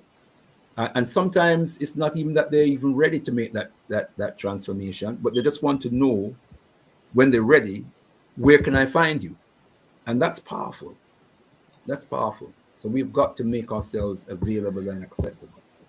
I agree with you there, because basically there's a lot of people who are trying to get, because we're in awakening dispensation right now, where a lot of people are getting away from the dogmatic Islam and Christianity. People are moving away, but people tend not to find where to go, because even though we're spiritual beings and our spirituality is within us, but for some reason we seem to think we have to go to a particular place to worship and stuff like that. So people are kind of struggling with that. Can you emphasize on that a little bit to make people understand the difference? Sorry, the difference between? In terms of basically coming away from the Christian and Islam and trying to be in African spirituality. So people are trying to struggle. Okay, African spirituality. How do I begin? Where do I start? How do I worship? Even though there's no worshiping in African spirituality, but people get lost. They've been indoctrinated into having a space, a church, a temple. Yeah. And for us, it's different. Yes, we did have the big tree in the community where we gathered, but go ahead, brother. Baba. Yeah, because people get lost in that. Once they come away, they kind of get lost. Yeah, Tendai Muari, we have a saying I'll call it an African saying in Jamaica. Yeah. Circumstances alter cases. Poor man wear banana braces. Circumstances alter cases. Poor man wear banana braces. Right? So in other words, I think you get the gist. No, brother, you're going to have to speak on that, because I am a little lost. Say it one more time, but please expound on it, because even I am lost. Circumstances alter cases. Poor man wear banana braces. So that in poverty, you may not have the material to make a proper brace. Yeah. So if you have to use banana skin, you use banana skin. You use whatever you can get your hand on in the state, when you don't have available to you what you need, what you normally need to do what you need to do, or to create what you need to create. And so in alien circumstances, in an alien environment, we may have to use trappings that we may not have needed originally, or may still not need in our home environment. If you take, for instance, Carnival, what they call the Notting Hill Carnival, for example. The first so-called Caribbean Carnival that was held in the UK was held indoors. But Carnival in the Caribbean is always outdoors. Yeah. But the idea of bringing Carnival to the UK was incubated in an indoor setting for about 4 or 5 years before we were able to bring it out into the public. Yeah. So we may have to incubate the practice of African spirituality. Yeah. In settings and trappings that we probably would not necessarily need. The other thing is that the idea of edifices or buildings and so on within which to worship or to gather spiritually and communally is not original or unique to Europeans. We have those traditions in our African culture, in our African history. We have those traditions.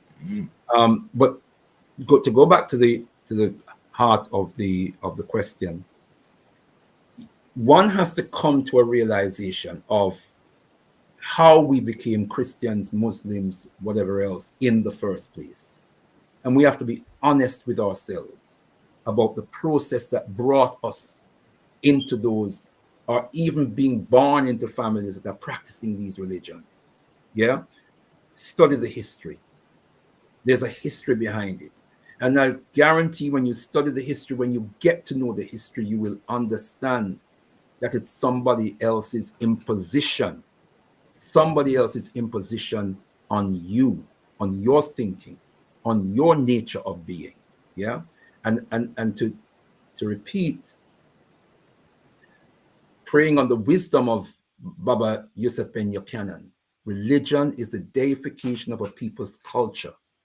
Therefore, religion empowers the people in whose culture the religion is expressed. Now, you tell me Where in the world do you see Africans dominant practicing Christianity? Where in the world do you see Africans dominant practicing Islam? It's Europeans who dominate the world and dominate the practice of Christianity. It's Arabs that dominate the world practice of Islam. That's why Islam has to be expressed ideally in the Arabic language. If you really want to learn or practice Islam properly, you need to learn Arabic, because they say Arabic is the mother of all languages. Yes? Just like how in Christianity, they give us a white Jesus. It's a very powerful symbol.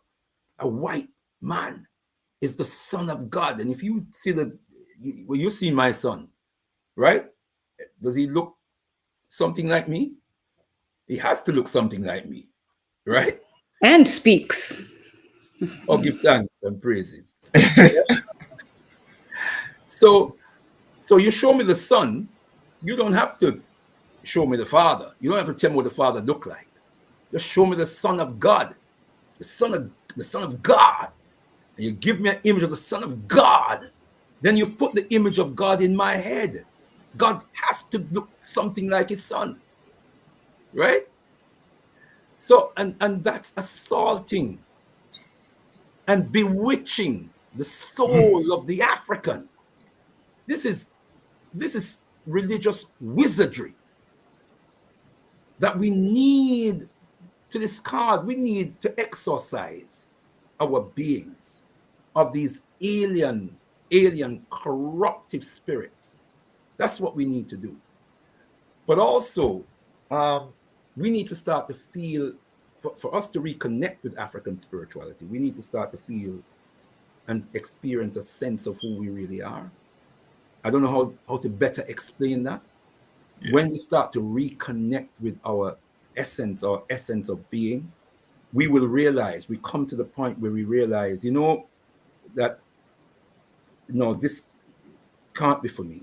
This alien religion can't be for me. It no longer works. In fact, that's what happened with me. Yeah. It no longer works for me, even in terms of reclaiming my African names. I see Brother Oladele and Sister Ndulu. Nduku. Sister Nduku. Mm-hmm. Both have your authentic African names.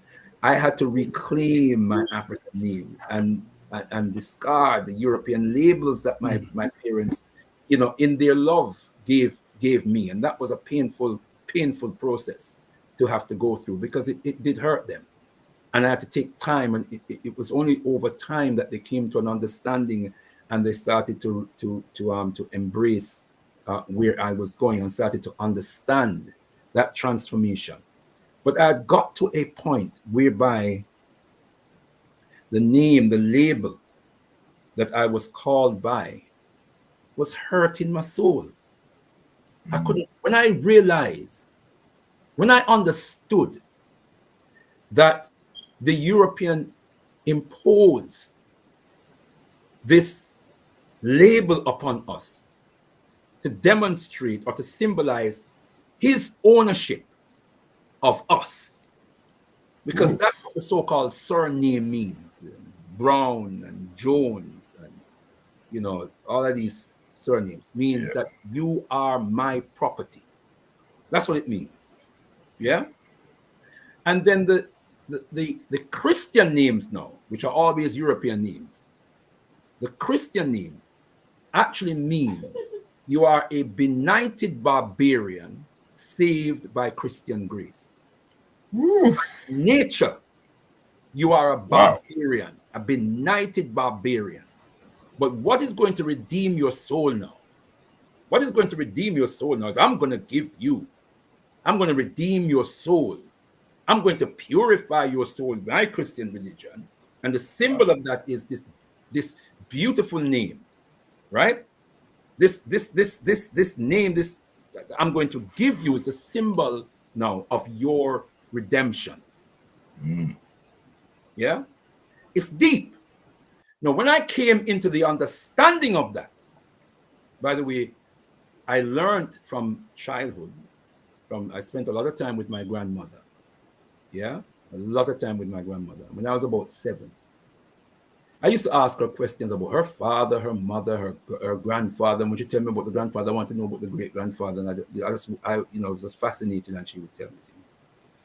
And she told me that my grandmother side of the family took the name Walker. Yeah, that's my grandmother's maiden name, Walker. And so that her father had that label, Walker. And we're a big family in Jamaica, so there's lots and lots of Walkers. Like my grandmother, now I'm speaking to her, and she's telling me about her father, and she's telling me about her grandfather. And then I got to the great grandfather. That's my great great great grandfather. And she told me something that even at age 7, just didn't sound right, and it didn't rest with me, even at age 7.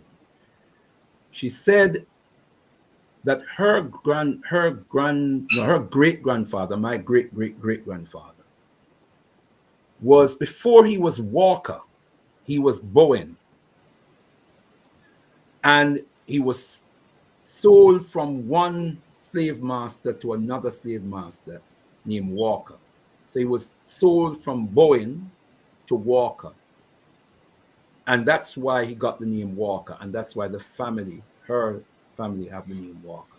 Well, even at age 7, and I tell you what didn't drop right with me. This word sold. That my great great grandfather was sold. It didn't sound right. And that thing stayed with me. That's a seed my grandmother planted in me. And I grew up, not straight away, but it was just there. It was just there. And as I got older and older, I needed to understand this thing more. And it's interrogating that as I got older and older, and interrogating it more vigorously, that got me to the point where I realized I cannot continue with this label any longer. And so when I reclaimed my African names, it's because, when you eat something that that upsets your stomach, and you spend the rest of the day in the toilet, or the rest of the day, you either bring it up this way, or you're bringing it up. Yeah? Your body just rejects it. And that's what was happening to me. I got to the point where every time someone called me by the slave label, it's like I wanted to vomit. Literally. It's like I wanted to go on the toilet and release some diarrhea. I felt sick. Every time I heard the name, I felt sick. And I said, I can't continue with this. Furthermore, when that same brother that you had on the show some weeks ago, named Shakara, when he was conceived, that is when I realized that I had to, in fact, I'd already decided on a name, but I had not formalized it. But that was when I realized I had to go and formalize it. And I went in Tottenham, I went to the law center, and I changed my name by deed poll at the law center, because I said, when my child is born, I will not be passing on the slave label. Wow. To him. Powerful. He is going to have an African, and that Africa is going to be official. He's going to have his father's name. It's going to be official. Yeah, I could not pass on that legacy to him. Yeah. So you get to a stage where you start to really discover the true essence of being. Once you start that journey, that redemption process, the cultures just become a reject. Your system just starts to reject it. And then you start to search for authentic African.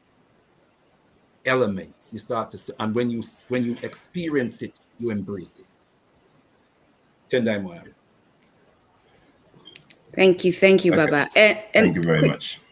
As you say that, I'm going to say quickly, that is a great tool for me because it explains why I am asking the question I'm asking, or why I'm very adamant about not pushing you all away from this that I'm going to be asking about.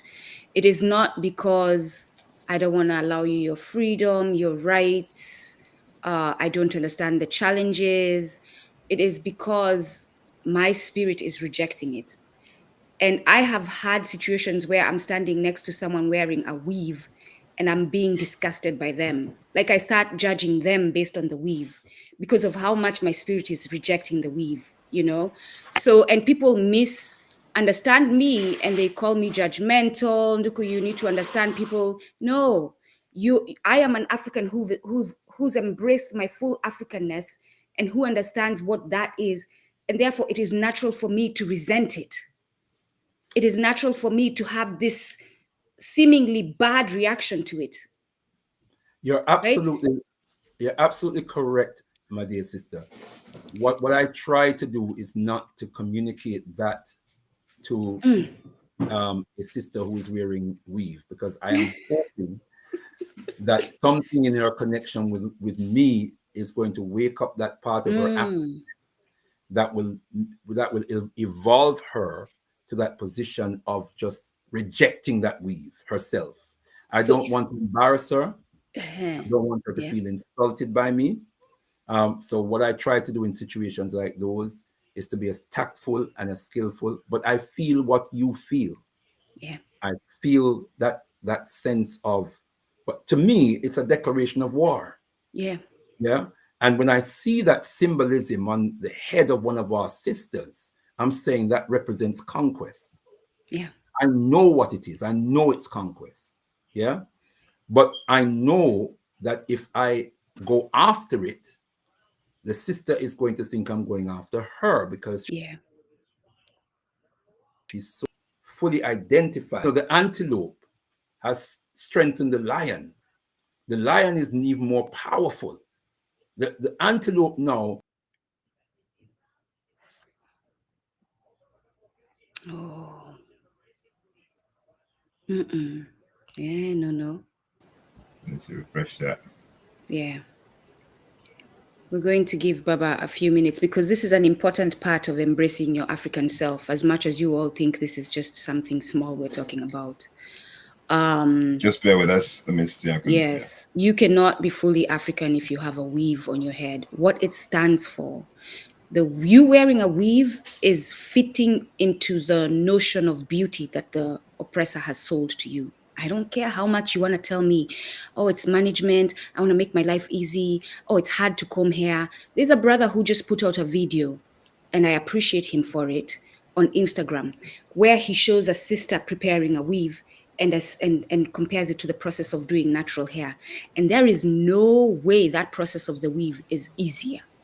No way at all, or cheaper than natural hair. So cut that excuse. See, I can be using this tongue, and I agree with the brother sometimes, but we don't have time to wait for you to and a lot of us are mentally, intellectually challenged. They don't get it. Even when they're around you for 50 years and they see how you move, they don't get that they need to be natural. They're still showing up in weaves in revolutionary meetings.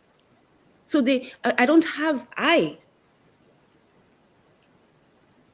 and maybe I need to understand and follow Baba's way of doing things, but I unfortunately am operating with, we need to have been liberated yesterday. And there's an urgency. And therefore I must tell you, my sister, or my brother, because now brothers are starting to do some things, right? What you have on your head, what you have on your nails says more about your spirit than you think. It is not just a superficial thing that you're wearing. It speaks about your spirit as an African person and the fact that you're still detached from being an African person. So I hope our brother can come back and speak on that. But Oladile, I'll mute and you take on. Okay, guys, while we're waiting for our brothers to come back, this is just to announce to people, everybody that's watching, we have the Black History Month coming up next month in the UK, October. October is declared the Black History Month in the UK. And what we have Changambire, Mapunga, Marara coming back to the UK. It was here in July, but it's coming back next month. So we have 3 events, actually. We got one event this month. It's with the Ancestral Voices. Let's see if I can bring the image up. This is going to be online event, so he is going to be speaking online. I can't find this for that one. Yeah, he's going to be speaking with Ancestral Voices, an online event. I'll post it later on in the chat. That's basically for online, for everybody who wants to be part of that one. You're more than welcome. That's an online event, okay, for everybody who wants to join that. It's basically talking about ancestral voices, ancestral spirituality is what he's going to be talking about. Who are we as Africans?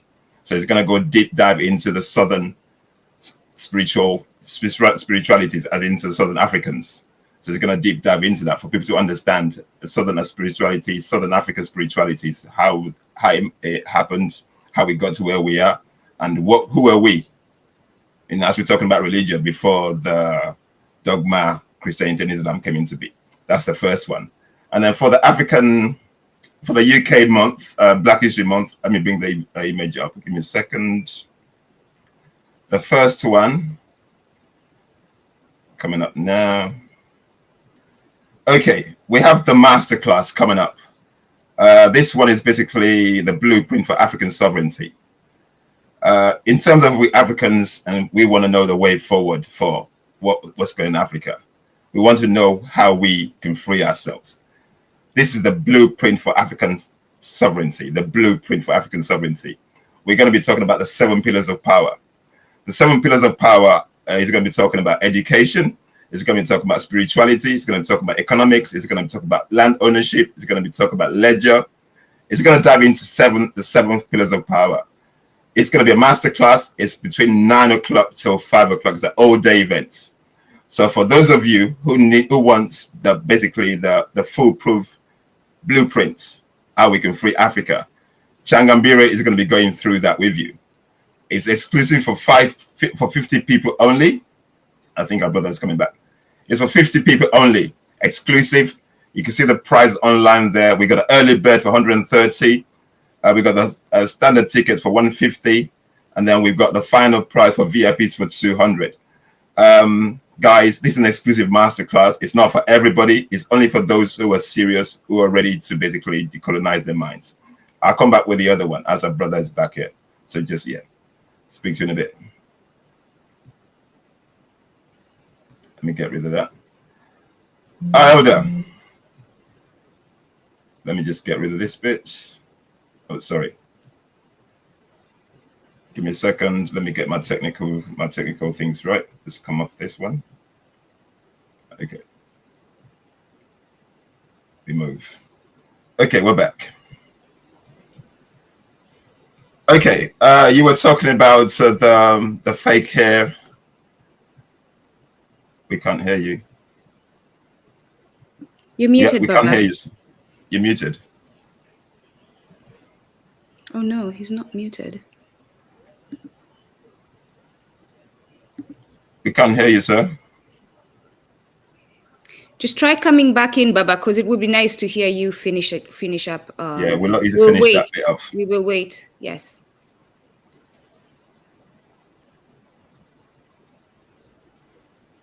Yeah, we can't hear you.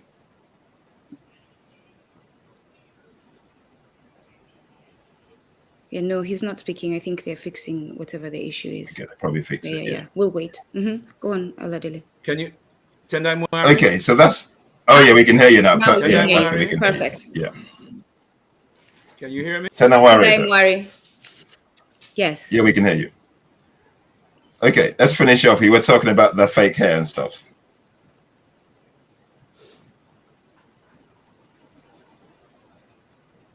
Oh, the volume just went away again. We lost you there.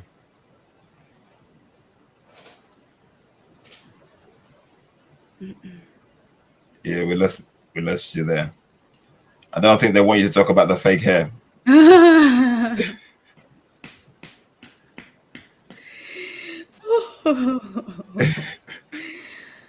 Yeah, it's we still can't. not coming through the Can you hear audio, me, but it did. There, my yeah, brother? it's coming Now. very close.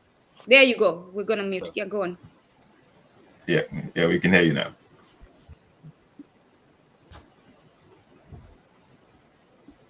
No, yeah, I think it's the connection. Yeah, it's a connectivity. Hi, yeah.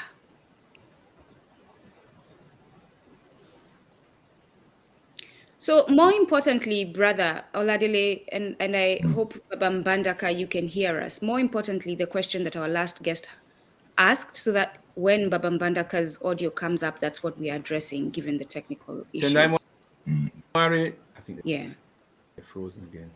Yes. The sound is here. The picture is frozen, but we can hear you.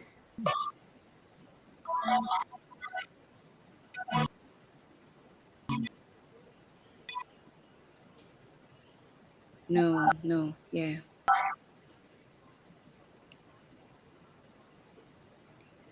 Baba Mbandaka, try going out and coming back in, like just real quick. Is Brother Latinji there helping you out?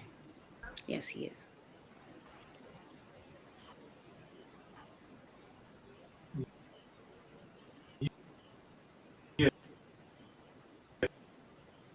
Yeah, because it's coming in and out. It's a bit choppy. Brother Latinji is a bit choppy.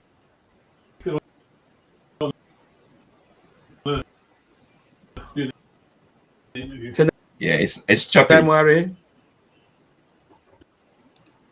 Tendai Mware. Yeah.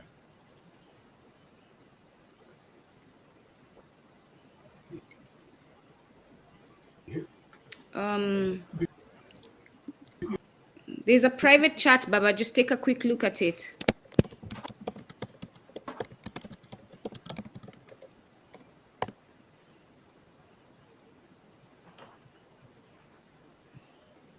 All right. So I hope, as we wait for Baba Mbandaka to come on, I hope that you have all been fed today. You have all learned something, and that you all understand why the rebukes that we have of the Western culture that still lingers amongst us, religion, fake hair, fake nails. I'm walking around now and I see too much flesh. This is the thing in Western nations. We as Africans used to wear little because of the climate that we had, but we cannot be doing that in the presence of our oppressor. That's where the difference lies. And why are we dressing scantily now, right? What is that? Because we are selling our bodies. We want that recognition of our bodies. It is not for any pure anything. So those things are us following the white man's way. And as long as we're doing that, we are detaching ourselves from who we are. And it's a painful truth to hear, but it's a necessary truth to hear. And you have to abandon those ways to actually reclaim who you are as an African. We can see you. Yes, we can see you.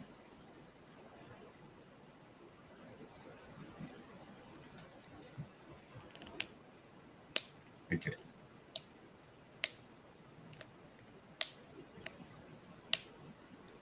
Yeah, I think it's just a connection. It's a connectivity, yeah, definitely. Yeah. But send through text. I don't know if you can, or if oh yeah, that's difficult. So yes, and then I'm gonna just repeat a few things that our brother said as we wrap up. You are a prisoner for the rest of your existence when you laugh at your God. Let that one sit with you, right? God as is seen by African people. And I posted something about this. There was a Mau Mau, a Kenya Land and Freedom veteran on Instagram who was speaking, and they Hello, brother. Sorry, Nduku. Mm-hmm. That's okay. They were using Christian language, and I said, unfortunately, this veteran has abandoned the Mau Mau, the Kenya Land and Freedom Army oath, because they've embraced Christianity, and that was one of the things that they were not, according to the oath, you could not do, right? you should not embrace the foreign religions. That was one of the requirements of the oath. And this person clearly from their language had. And I commented and said, unfortunately, the elder has abandoned the oath and embraced. Okay, I think let's bring him back. Okay. Hello, Elder. We can see you. Can you hear us?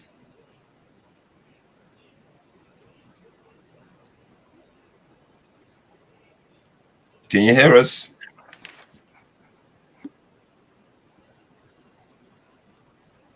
People are actually waiting to hear you. Actually, people are not moving. That's okay. Yeah, that's okay. We will be patient. That's what we Africans do.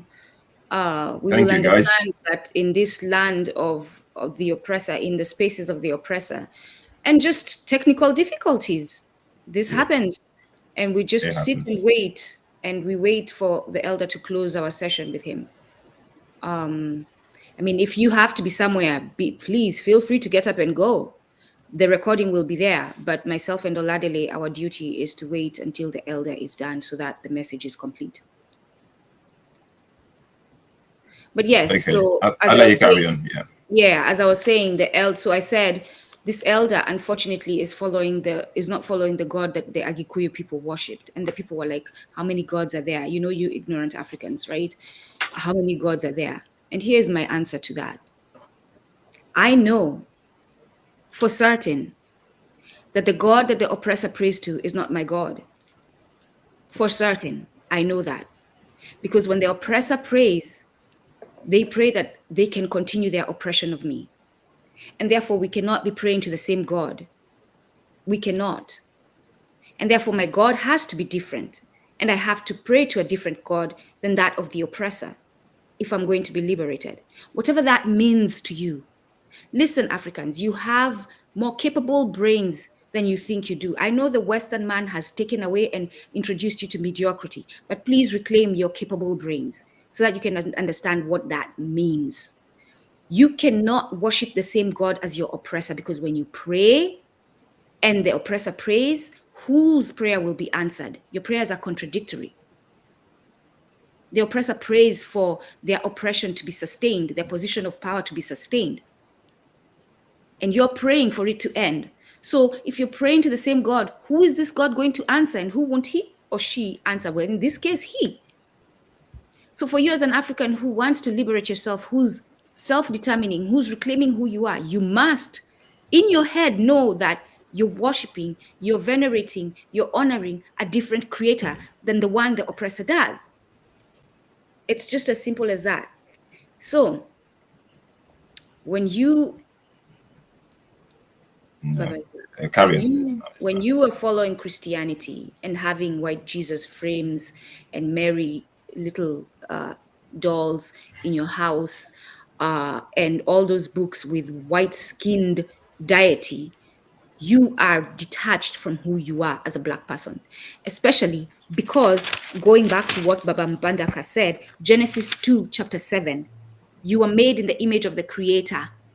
So if you is Black in the mirror, how the hell is you turning around and worshiping a white Jesus? What is happening in your brain that makes that okay? And I'm not supposed to call you stupid for doing that, when clearly you're showing a lacking in your intellectual capacity. Because you look in the mirror, you see yourself, you read, that is one of the first verses of the Bible. For those Christians, we read the Bible, and it tells you you're made in the image of your Creator.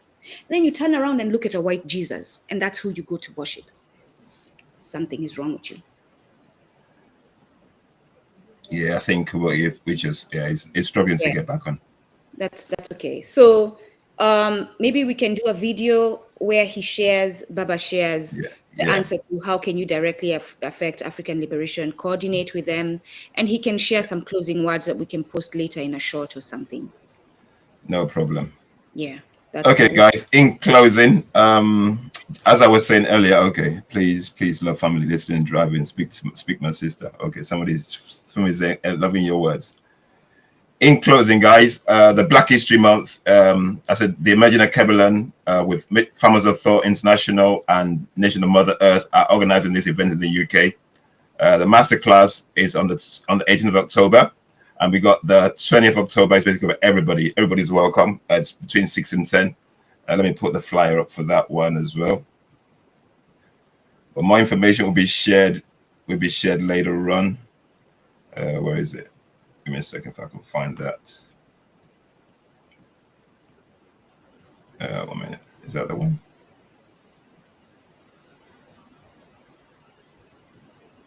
That's not the one. Let me find it. Just bear with me, guys. Yes, love you all and appreciate you all. No, we love you, and because our sister Sinovia Indigo is saying she's listening from Atlanta. We love you all. We truly appreciate you all. We may not very much. have the capabilities to express this because we are managing ourselves. We are managing in these spaces that are very toxic for us, and it's challenging. But we truly appreciate you. We truly appreciate the support. This is not just a channel for Nduku, a channel for Oladele. Like our elder explained to us, right? We are all counting sand. So the more of us there are, the easier the task of counting the vast sand is going to be. So you are a part of this mission, Asanteni. Absolutely. Okay, this is the other event. This is on Monday, the 20th of October, and this is basically for everybody. We have another interview back with the Ancestral Voices, and the topic for that interview is ancestral intelligence versus artificial intelligence. Which one is going to work for Africa? Ancestral intelligence or artificial intelligence? Which one is going to work for Africa? So yeah, we know exactly what that's going to be. And also we're going to have a live question and answer session where myself, Oladele, is going to be getting the audience to ask Maponga any questions. So if you're one of those guys who've been wanting to ask Marara Maponga any questions and you've had a thought that you want to share, the 20th is the day, between 6 and 10. All these links will be shared on all our socials. So we got the 18th for the masterclass, and we got the 20th for the everybody's welcome. So guys, we'll see you there. And once again, guys, thanks for being part of our broadcast today. We haven't been able to finish it. Go on. Hold on, I have a quick something to share. My African brothers and sisters, this is not okay.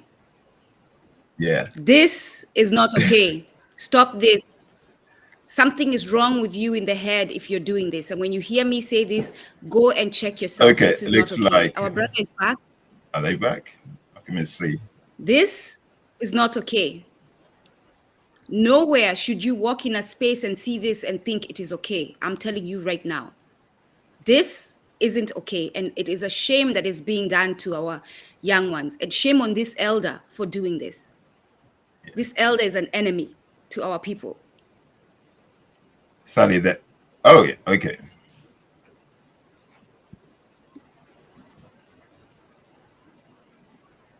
My brother is trying.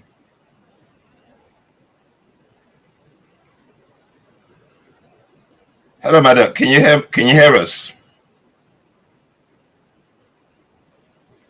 No. So if you can hear us, we agreed, because time is passing, that we are going to have you record a short, and Oladele will speak to you about it, like a short video later, finishing the answer and then also answering the last question. Can you hear us? Can you hear us? Say something, Baba. Can you hear us? We can't hear you. No, we can't hear you. Yeah. So we'll do a recorded quick video where you wrap up the words that you were speaking on, and then oh, we heard you. I heard you cough. Yes, we can hear you. Perfect. I'm muting. Go on. We can hear you. We're back. You can't. Tendai Mware. Tendai Mware. Speak, we can hear you. Tendai Mware. We can hear you. Oh, I don't think they can see us either. Sam, get on that phone and call our brother and tell them we can hear them. Yes. We can hear you. Yeah. But it's echoing. The connection is still weak because you're breaking up as you speak. freezing and breaking up. No. This is frozen. Can you hear us? We can hear you. Tenai, can you hear me? We can hear you. Can you hear us? It's a weak. It seems to be a weak connection. If you can hear me, you keep freezing. Yeah, we can hear you. Just go on. The audio keeps breaking. Yeah, keep talking. So even if you can hear me, I can't hear anything from you, and when I can, it's not consistent. Okay. Yeah, let's wrap it up there. Mbandaka, what do you think? Hold on, let me send that message here. Yeah. Because we can hear him, so I would like him to just close. Can you hear the private chat? Can you read the private chat?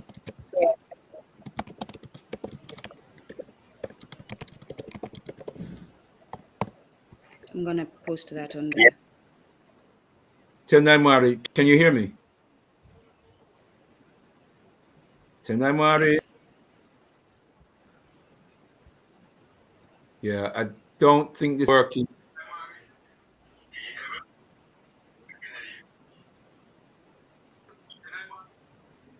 Tenai Mari. I can hear the echoes.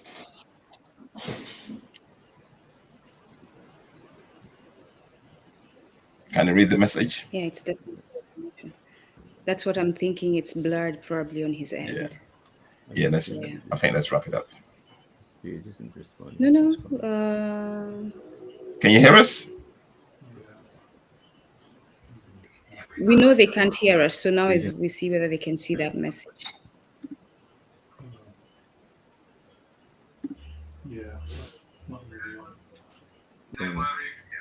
No, I think it's just. Should I leave? We can hear them chatting though. Who's gonna reach out to Baba Mbandaka and tell him he can continue speaking? Can you tell him? Tenai Mari. Tendai Mware.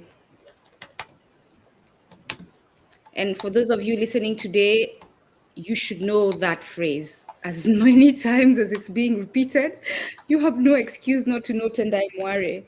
And according to Baba, and this is what it is, it's be thankful unto God. This is the Shona people. This is Shona. Shona is of the Zimbabwe, people of the area that is now known as Zimbabwe. So Tendai Mware, be thankful unto God. Be thankful unto the Creator. Okay, Mbandaka, let's wrap it up. All right, let's wrap up. Okay. All right, guys, we appreciate you. We thank you for being part of this streaming today. It's been, for me, it's been an awakening. We're all about the awakening anyway, and this has been very, very impactful, very, very resourceful. It's been enriching. And when you're talking about going to the church, I don't go to church no more, but I think this is our African gathering, because this was immense. So we appreciate you and we thank you for your time. We should be back. Yeah, go on. Go on. What are you going to say? That just gave me an idea. We need spaces to have African spirituality sessions. Yeah.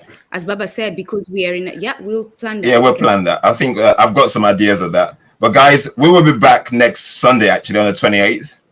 And we're going to be talking about the challenges facing Africans in Sweden.